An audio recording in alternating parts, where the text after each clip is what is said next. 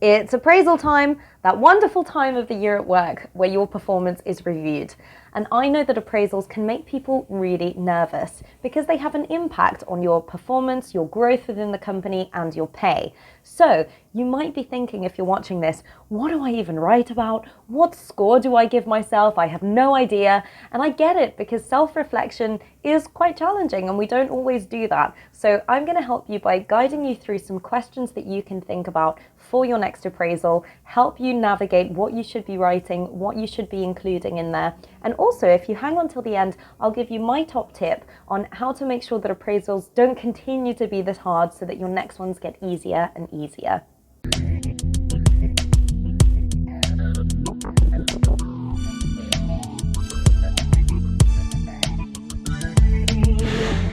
I'm going to start off by talking about what score you should give yourself, because it is a balance between scoring yourself too highly compared to your manager, where they'll think maybe you're completely unaware and delusional and you actually have a lot of things to improve that you don't even know about, or scoring yourself too low, which will make them question their assessment of your good performance and they'll feel that they need to dig deeper. So you're kind of digging your own grave there. You don't want to do that.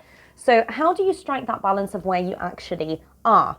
Well, you shouldn't have to look a lot further than your own previous experience. In previous reviews, have you given yourself a much lower score than your manager or a much higher score than your manager? Make sure that you are adjusting to that. But maybe this is your first time doing an appraisal, so you don't know what that line is. Think back to your time at school. Were you that kid who cried after getting a 98 out of 100 result at a test because it's not about the score, it's about the mistake? And do you tend to only focus on the things that you need to improve rather than celebrating the things that you're really good at? So in my experience, most women, not all, some men too, but most women tend to underscore themselves because they go in thinking about the things that they could do better. So bear that in mind when you're giving yourself a score. Similarly, if you know that you tend to slack a bit or take it really easy on yourself when you could push and challenge yourself a little bit more, then maybe your score shouldn't be that high, and that's of course something that you can learn from. I always feel that 10-second dance break give me inspiration.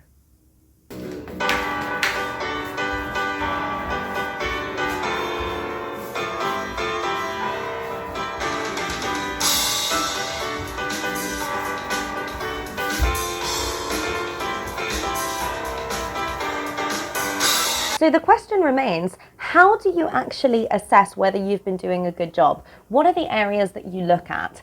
And I'm going to outline for you 7 key competencies or skills that are important in pretty much any role, and start to look at your performance and look for examples of things that you've done in each of those areas as though you were looking at the profile of somebody else. So try to remove yourself from just being in your own head. Look objectively at these areas. So the 7 areas are, the first is responsibility and accountability. Have you done everything that you were responsible for doing? And luckily you have a job description, so that should include things within your job description. Have you done everything on time? Have you made sure that you've communicated effectively if it wasn't able to be done on time? Have you owned the piece of work that you had to own?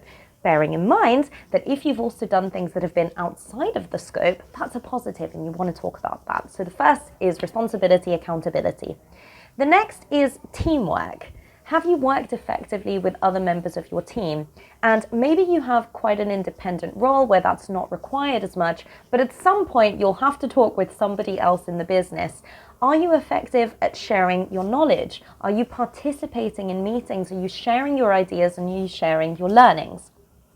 The third key competency and skill is being focused on results. So it's great to get your job done day in, day out, but are you moving the needle on the things that really matter? Do you have your eye on what is actually going to make a difference in my role? The fourth key area is commercial awareness. So as you spend more and more time in a role, it's expected that you'll start to learn more about the industry. Are you collating that knowledge? Are you making sure that you're staying up to date? And that could be learning more about competitors in the industry. It could be learning more about what the news is and keeping yourself up to date with that. So commercial awareness, definitely something you want to build. The fifth key competency are your communication skills. And if you have a client-facing role, then that's also going to apply externally. But internally as well, I think it's increasingly important with a lot of remote or hybrid working to make sure that you are visible. Like visibility is spoken a lot about. So have you communicated to the rest of the business what the projects you've been working on are, how you can support them with some of the work that you're doing? So sometimes if you don't shout about it, no one is going to do that for you. So good communication is key. Also, if you've had any challenges with other employees, or if other employees have any challenges working with you, then that could be something that you want to assess objectively as well. The sixth key area is proactivity and taking initiative. So when you've seen a problem, have you just let it sit there or let it slide? Or even worse, have you just moaned about it and not done anything about it? So where have you been proactive in your role? Where have you taken steps in order to be able to fix something and make it better? And finally, the last key area is your growth and self-development. What have you been doing to improve your skills? And a good tip for this is to look at the role that's the next step up from where you are. What's required? What skills are required within that role? And how can you build towards those and demonstrate that you're doing that within your role as well? And again, if you've had a previous appraisal, you want to look at your previous appraisal and see what are the things that you said that you wanted to improve and what are the steps that you've taken. Now that you've got all of those key areas, particularly if you're super critical of yourself, listen up. We can be hardwired to just focus on the negative and think, oh, well, I haven't done this and I haven't done that, which is fine. So when you start writing out your appraisal, I'm going to encourage you to start off by writing your successes and block off 10 minutes to only think about the things that you've done exceptionally well in each of those 7 areas. So challenge yourself to write down at least 10 things that you've done incredibly well, and ideally write down as many as you can in that time. Just unfiltered, start thinking about them, and you'll see that more and more ideas will flow. Now, of course, you can trim that down to just the top 3, but it's important to spend that time really thinking about what you've done well. Again, you're going to be the one who's going to have to advocate for yourself. So think about, what have I done well? And let me write about all of those successes. How have I contributed to the business? That's how you want to start off your appraisal. Following that, of course, you also want to show that you are self-aware and focused on growth and development and improving. So now you want to be critical of some of those key areas and some of those behaviors. And a helpful question to ask yourself is, in each of those key areas, if I had focused solely on that, what more could I have done?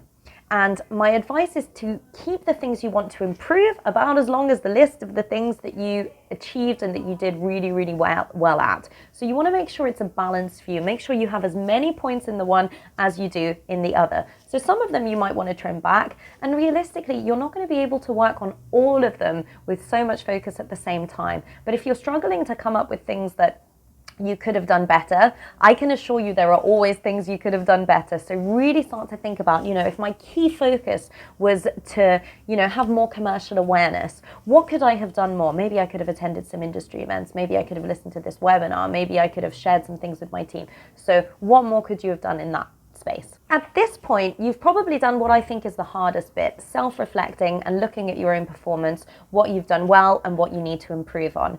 And the next key part of an appraisal is to set goals. Now, we can have a whole other video on setting goals, making sure that they're smart, that they're measurable, that they're time-bound, that they're achievable.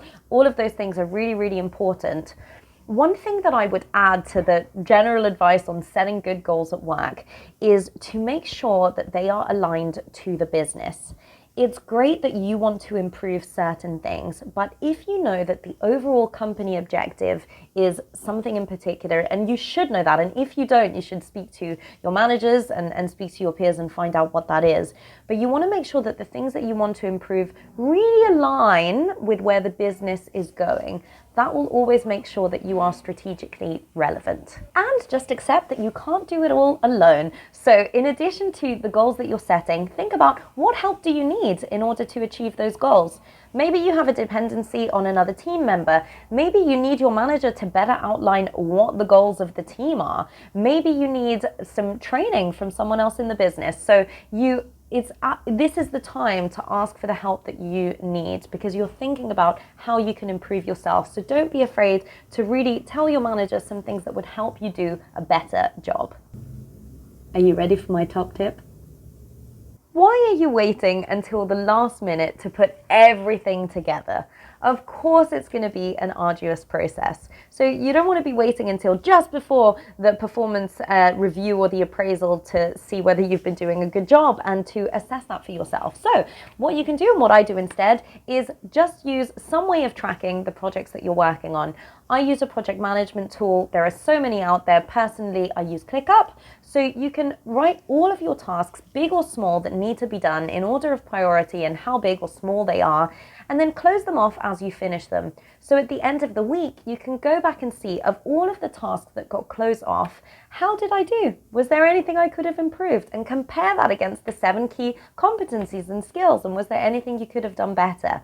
And you want to keep that ongoing. Write down in a list. Some tasks are going to be bigger and smaller than others, and that's fine. But if you have an ongoing document of this is what I did well and this is what I could have improved, that will make your appraisal so much easier moving forward. So that's what I recommend. Give it a try and let me know how it goes. So now I'd love to hear from you. What are some of the challenges that you've had with your appraisals? Have you ended up giving yourself a higher score or a lower score than what your manager did? How did that line up? And let me know if you have any other questions. I think it's super important to help you progress in your career, to be able to reflect on your own performance, as well as take on board the feedback that you receive. So best of luck in writing your appraisal. If you enjoyed this video, my name's Eva Evangelou. I'm a career coach and I make new videos on all things career every Friday. So do subscribe and hit the bell for new videos. Thanks so much for watching.